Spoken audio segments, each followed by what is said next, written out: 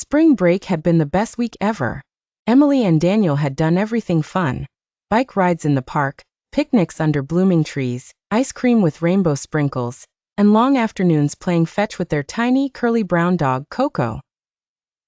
Coco was a teacup poodle with soft, bouncy curls, shiny brown fur and bright, curious eyes. He loved every second of spring break, chasing bubbles, rolling in the grass, and barking happily at butterflies.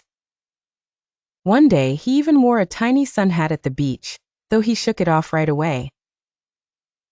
But today felt different. The sun still shone, and the birds were still singing, but there was a quiet feeling in the air.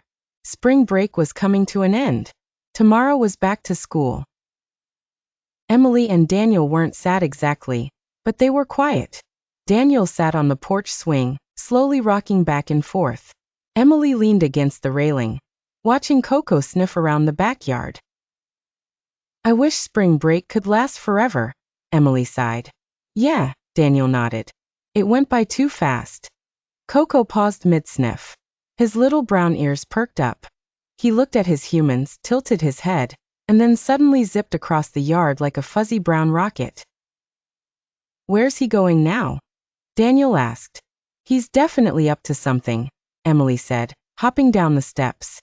The kids followed Coco as he raced to his favorite digging spot, under the old apple tree. With a few determined scratches, Coco began to dig, sending bits of soft dirt flying. Then he stopped and barked, tail wagging. Emily knelt down beside him. "What is it, Coco?" With a big doggy grin, Coco nudged something in the dirt with his nose. Daniel leaned closer. "It's a container." Emily carefully pulled it out. It was sealed with tape and covered in colorful stickers, including one that looked like Coco's tiny paw print. Inside were tiny treasures. "Oh wow," Emily said, opening the lid. Daniel's eyes went wide.